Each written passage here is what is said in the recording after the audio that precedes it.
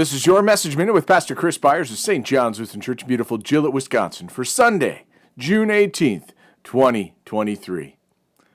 Make a joyful noise to the Lord, all the earth. Serve the Lord with gladness. Come into his presence with singing.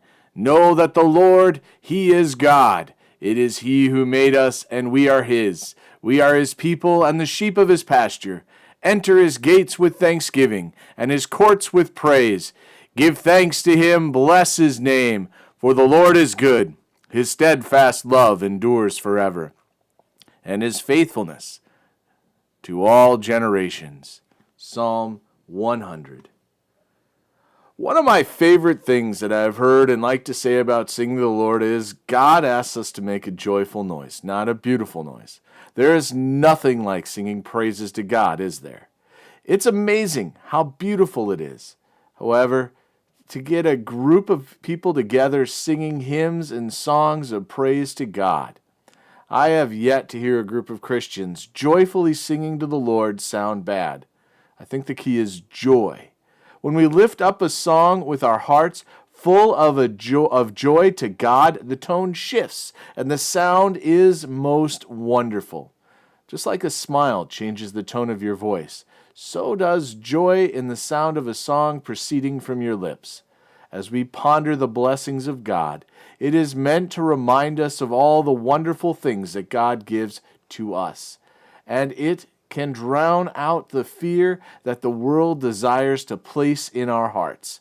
If you listen to the world, it's easy to become bogged down because we can see how many truly don't fear, love, and trust in God above all things. It is easy to become fearful of things other than God, which leads us away from loving and trusting him. Yet, our Lord reminds us that he is the provider, and that is why, as followers of Christ, we are constantly reminded to come to him and trust in his steadfast love. One of the most common descriptors of God's love is steadfast. This is to remind us that it is not limited, and he doesn't just let his love for us go. His love is unconditional. This means that even when we sin and are disobedient, his love remains. The closest we can compare this to is the love of a parent. But even this has its shortcomings when compared to the love of our Lord.